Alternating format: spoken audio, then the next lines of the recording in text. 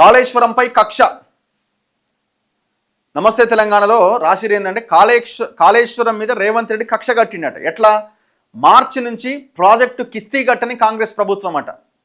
అంటే ఎంత సిగ్గు లేకుండా కనీసమైన అసలు మనమే ఈ ప్రాజెక్టు ద్వారా కార్పొరేషన్ని పెట్టి 10% 11%కి ఇంట్రెస్టులు తెచ్చినాం.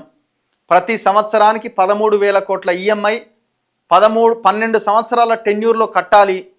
మరి మనం పర్సనల్ లోన్లు తెచ్చినట్టుగా ఇప్పుడు మనం 2 లక్షలు 3 లక్షలు పర్సనల్ లోన్కి బ్యాంకుకి వెళ్తే వాడు ఎంత ఇంట్రెస్ట్ వేస్తాడు? 11%, 11.5, 12% వేస్తాడు.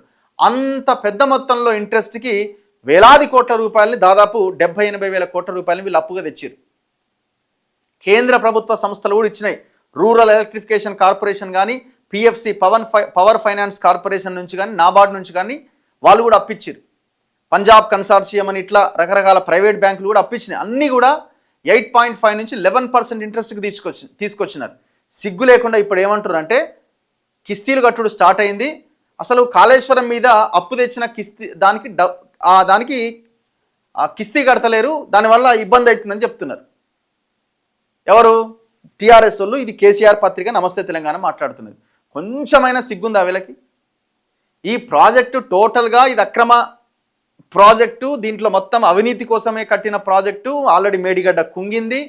ప్రాజెక్టు ద్వారా 1 ఎకరానికి ఇంతవరకు నీళ్ళు వచ్చింది లేదు. దాదాపు కాంట్రాక్టర్లు లీడర్లు అంతా కలిసి కోట్ల రూపాయలు దోసుకున్నారు. చూడండి, 3 నెలల అసలు వడ్డీ కలిపి 1,394 కోట్ల బకాయి. కట్టకుంటే TSWRIDC KIPCLను NPAలో చేర్చుతామంటూ అల్టిమేటం జారీ. KIPCL అంటే ఏంది? Kaleshwaram lift irrigation corporation. గతంలో సక్రమ వాయిదాల చెల్లింపునకు కితాబు.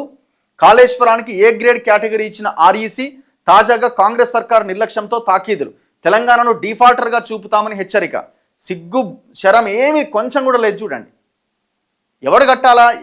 ఎకరం దానికి నీళ్లు రాని, ఎకరం భూమికి ఇంతవరకు నీళ్ళు ఇవ్వని ప్రాజెక్టు ద్వారా తెచ్చిన అప్పుకి ఎవడు కట్టాలా? దేనికి కట్టాలా? కక్కురి మీరు సంపాదించారు కదా, మీరు దీని ద్వారా మొత్తం అక్రమంగా దోపిడీ చేశారు కదా. కట్టండి. మెగా కృష్ణారెడ్డి, కేసీఆర్, హరీష్ రావు, మీరు ఎక్కడెక్కడైతే పెట్టుబడులు పెట్టారో ఈ ప్రాజెక్టు ద్వారా దోచిన సొమ్ములతోటి కట్టండి మీరంతా. మీరు చూడండి ఏ అప్పుల గురించి వీళ్ళు మాట్లాడేది.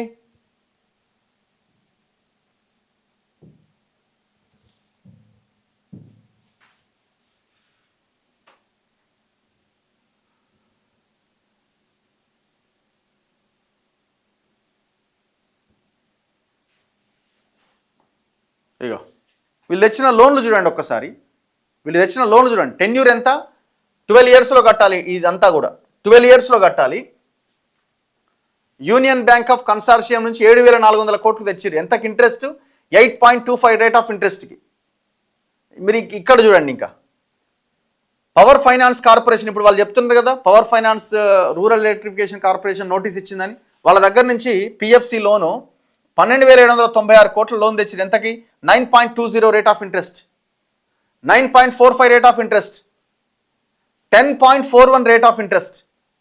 మిత్తి 10.90% వడ్డీకి తెచ్చిరు. నాబార్డ్ నుంచి తెచ్చిరు 9.75%. ఇప్పుడు వీళ్ళు చెప్తున్నా ఇగో రూరల్ ఎలక్ట్రిఫికేషన్ కార్పొరేషన్ లోను 10.90%. జీతాలు ఇస్తేందుకే పైసలు లేని పరిస్థితి తీసుకొచ్చారు. 8 లక్షల కోట్ల అప్పు చేసారు. ఈ కాళేశ్వరం ద్వారా తెచ్చిన అప్పుకి పైసలు ఎందుకు కడతలేవు, ఈ కిస్తీ ఎందుకు కడతలేవు అని అడుగుతున్నాడు. ఇంకా సిగ్గు లేకుండా ఆడ మేడిగడ్డను కుంగదీసి అన్నారం సింధిలను నెట్టు కాకుండా చేసి మిగతా ప్రాజెక్టులు అసలు దానికి సంబంధించింది ఎట్లా ఉన్నాయి ఏందన్నది కూడా తెలియని పరిస్థితుల్లో ఇప్పుడు ఇది ఎందుకు కడతలేవు, ఎందుకు ఈ డబ్బులు కడతలేవని బీఆర్ఎస్ ఆయన అడుగుతున్నాడు. అంటే ఎంతకు బరి తెగించినారు చూడండి వీళ్ళు. మరి దీనికి ఆన్సర్ చెప్పాలి కదా.